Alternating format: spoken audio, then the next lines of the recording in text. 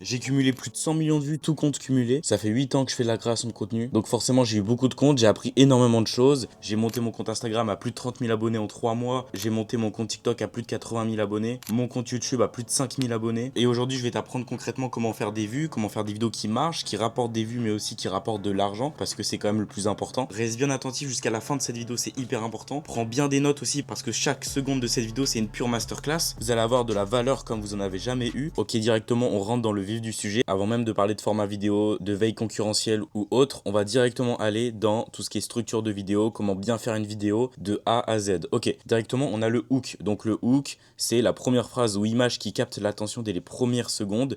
C'est ce qui détermine si l'utilisateur reste sur ta vidéo ou passe à la suivante. L'algorithme ne pousse pas les bonnes vidéos, il pousse les vidéos que les gens regardent. Et pour que les gens regardent, il faut d'abord les arrêter. Donc ton hook, il doit rompre ce mode immédiatement en étant court et percutant, donc avec une phrase ou une action directe en rapport avec la vidéo, visuel, textuel et sonore, ciblé sur une émotion ou une curiosité. L'émotion, c'est hyper important, donc surprise, promesse, question, problème, révélation, tristesse, joie. Si tu as un réel ou un TikTok qui est très joyeux, ça te donne envie de rester davantage. Si tu es dans un mood triste, tu vas peut-être aussi rester plus, alors que si la vidéo ne t'apporte strictement aucune émotion, ça va être compliqué de te faire rester. Ensuite, comment faut voir les personnes qui regardent les vidéos? C'est des personnes qui scrollent en automatique comme des zombies, ils réfléchissent pas du tout. 5 secondes avant ta vidéo, ils avaient une vidéo de cuisine et 5 secondes après, ils auront une vidéo humour, ok? Donc pour te dire, ils passent par tout type d'émotions. C'est pour ça que tu dois absolument capter son attention pour qu'il reste sur ta vidéo. De plus, la formule que j'utilise tout le temps, c'est la formule TAV. Donc pour que ton hook soit bon, tu dois avoir le T de TAV. Donc T, c'est le texte, ce qui est écrit à l'écran. Le A, c'est ce que tu dis. Et le V, c'est ce qu'on voit. Ok, donc plus les trois sont alignés, plus le hook est puissant, c'est aussi simple que ça. Pour faire simple, le texte, c'est généralement le texte qui est écrit juste au-dessus de ta tête qui permet de hook les personnes. L'audio, c'est ce que tu dis, donc qu'est-ce que tu dis dès le début? Est-ce que tu dis salut nanana et tu racontes ta vie et du coup c'est ennuyant? Ou est-ce que tu rentres directement dans le vif du sujet et tu captes l'attention avec ce que tu dis? Et le visuel, c'est du coup ce qu'on voit. Donc par exemple, toi, comment t'es habillé, qu'est-ce qu'il y a derrière toi, qu'est-ce qui se passe, l'ambiance, tout réuni. Pour reprendre là du coup, donc le hook c'est les 3 premières secondes, le hook doit remplir une seule mission, faire en sorte que le spectateur ne scrolle pas. Ensuite on rentre dans la structure de vidéo, donc dans une vidéo tu as le hook, donc le tout début, la structure de vidéo, donc 90% de la vidéo, et le payoff ou le CTA, donc la fin de la vidéo, comment tu termines la vidéo. Donc dans la structure de vidéo, on a le bridge qui se place juste après le hook et qui dure quelques secondes. Donc le bridge, le spectateur vient de passer le hook, il est encore en mode est-ce que je reste ou est-ce que je scroll, et ces 4 secondes là, c'est ta fenêtre pour lui confirmer qu'il a eu raison de rester. Ensuite, tu as le corps de vidéo, donc c'est le moment où tu délivres la valeur avec du rythme. Et enfin, dans la structure de vidéo, on a le pattern interrupt, donc c'est un élément qui casse volontairement le rythme de la vidéo pour forcer l'attention à se réinitialiser. Typiquement, un changement de plan, un changement d'intonation, un changement de montage, quelque chose qui vient dynamiser, quelque chose qui vient donner du rythme pour pas qu'on s'ennuie devant la vidéo. Parce que si tu parles devant ta vidéo pendant 1 minute, sans montage, sans rien, sans musique, c'est ennuyant, il n'y a aucun rythme. Les gens, ils ont déjà passé la vidéo depuis longtemps. Ensuite, pour terminer, donc payoff plus CTA. Le payoff, c'est le moment où tu tiens la promesse de ton hook. C'est la résolution de toutes les boucles que tu as ouvertes. Si dans ton hook, tu promets que tu vas délivrer telle chose, c'est vers la fin que tu dois le délivrer. En tout cas, c'est mieux de le délivrer à la fin parce que si tu délivres trop tôt, les gens y partent et du coup, tu as un mauvais watch time parce que les gens restent pas longtemps. Alors que si tu délivres à la toute fin, et bah, les gens ils restent jusqu'à la toute fin. C'est une fois que la vidéo se termine que les gens partent. Ensuite, de manière générale, il faut des micro-hooks tout au long de la vidéo. C'est hyper important. C'est le truc que 99% des créateurs littéralement oublient et ne font pas. Toutes les 5 à 10 secondes, tu recrées de la tension, tu fais un changement dans la vidéo pour ne pas les perdre et qu'ils s'ennuient. C'est un peu la même chose qu'un pattern interrupt, même si c'est légèrement différent. Mais donc voilà, c'est des micro-hooks que tu dois placer plusieurs fois dans ta vidéo. En gros, si tu respectes tout ça et que ton hook est vraiment bon, c'est pas possible que ta vidéo ne marche pas. C'est vraiment pas possible. Si tu respectes bien tout ça, forcément que ta vidéo fera des vues. Donc maintenant qu'on a fait ça, on va aller dans les autres parties. On va sortir un peu du comment faire une vidéo et on va rentrer en détail de qu'est-ce que tu vas faire comme vidéo, etc. Déjà, une des choses les plus importantes, c'est la fréquence de vidéos. Combien de vidéos tu vas poster par jour, par semaine, par mois. La plupart, vous êtes perdus entre est-ce que je poste beaucoup de vidéos mais je fais pas trop attention à la qualité, ou est-ce que justement je fais attention à la qualité mais je poste pas beaucoup de vidéos. En fait, c'est comme dans tout, l'extrême n'est jamais bon. C'est-à-dire que là, concrètement, c'est un mélange de deux. Tu dois faire de la quantité tout en gardant de la qualité. Parce que si tu fais pas attention à ton hook, à ta structure de vidéo, en fait, tu feras que des vidéos qui feront 200 vues et ça ne sert strictement à rien. Donc, ce que je dis à mes clients, c'est 1 à 3 vidéos par jour. Si tu peux en faire plus, fais-en plus. Mais déjà, une vidéo pour moi, c'est le minimum. Si tu veux pas être submergé par tes concurrents qui vont en faire 3 à 5, il faut minimum que tu en fasses une par jour. 3, c'est top et plus, c'est encore mieux. Mais en tout cas, chaque vidéo doit être bien structurée. Tu dois bien réfléchir à comment tu vas faire la vidéo parce que faire plein de vidéos qui font 200 vues, ça n'a aucune utilité. Ok. Ensuite, directement, je te mets le partage d'écran.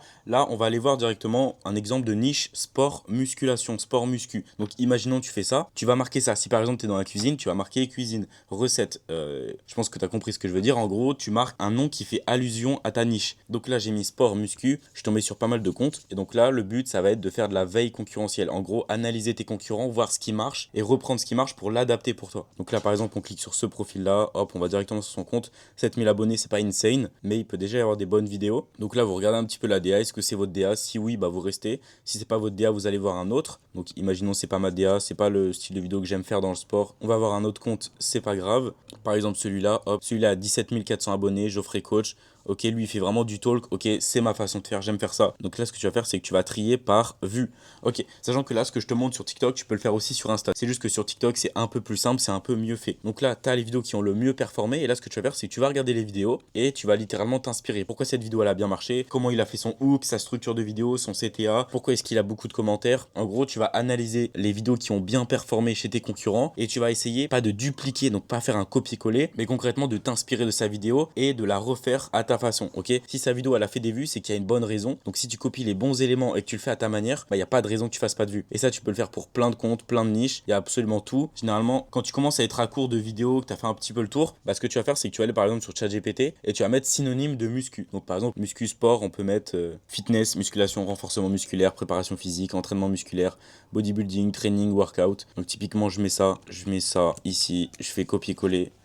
Je tombe pas sur les mêmes vidéos, mais je tombe sur des vidéos qui sont toujours dans ma niche et qui sont toujours pertinents. Ok, donc là, typiquement, lui, 1 million d'abonnés, ça c'est ouf. Ok, c'est un athlète Gymshark, donc lui, il fait des bonnes vues. Donc là, pareil, tu vas dans ses vidéos les plus vues. Ok, qu'est-ce qu'il fait? Style, qu'est-ce qu'il a fait dans cette vidéo? T'analyses. Donc là, c'est un type de format qui est totalement différent de l'autre. Est-ce que ça peut être pertinent pour toi, oui ou non? Mais en tout cas, c'est une bonne recette pour quand tu commences d'aller directement voir qu'est-ce que fait tes concurrents, de littéralement analyser tout ce qu'il faut, de te faire un Google Sheet, même s'il faut, avec plein de vidéos qui ont bien marché, et t'essayes de les refaire petit à petit. Ensuite, une fois que c'est fait, tu vas t'attaquer au format et au type de vidéo. Donc, les formats de vidéos qui sont faits pour toi. Donc là, probablement que tu sais pas trop encore quel type de format va marcher pour toi, qu'est-ce que tu préfères faire, etc. Donc là, je t'ai regroupé pas mal de formats vidéo, mais déjà, quand tu vas analyser tes concurrents, tu vas tomber sur plein de formats. Tu vas forcément tomber sur des formats qui te plaisent plus et des formats qui vont mieux marcher pour toi. Là, c'est des exemples de formats. Par exemple, on a du format Facecam.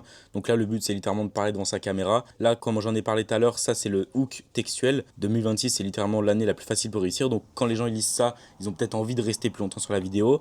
Le visuel derrière, c'est une piscine, donc possiblement ça donne envie pour les gens qui veulent réussir. Et ce que je dis, ça je m'en souviens pas, mais c'est forcément un hook qui attire et qui donne envie de rester plus longtemps. Donc ça, c'est un format facecam, format cinématique B-roll. Donc là, tu mets un plan de toi ou de quelque chose que tu as filmé avec un texte. Soit c'est un texte qui motive ou quoi, soit c'est un texte qui est en lien avec ta niche, soit c'est un texte qui est juste là pour faire des vues, donc qui peut bien marcher, soit c'est un texte qui est là pour apporter de la valeur. Donc moi, typiquement, là, j'avais mis 5 choses à ne surtout pas faire après avoir posté un réel. Et dans la description, je mets les 5 choses, ce qui fait que pendant que les gens regardent la description, la vidéo elle tourne en boucle et du coup tu as beaucoup plus de vues. Là on a le format 16:9, donc c'est format YouTube, mais c'est un format différent. Là on a du format double écran, donc il y a ma caméra avec des sous-titres et au-dessus autre chose. Donc là c'est un Miro. Miro c'est littéralement ce que vous êtes en train de voir. Ça permet de faire des schémas, plein de choses, donc c'est hyper pratique. Ensuite on a par exemple le format réaction. Donc là je réacte à une vidéo, à quelque chose et là je parle par-dessus. Ça par exemple c'est un format ultra viral. Cette vidéo elle avait fait plus de 50 000 vues, même sur TikTok elle avait fait plus de 600 000 vues je crois. Ensuite on a par exemple du format Q&A, donc tu réponds à des questions. Donc soit tu fais une story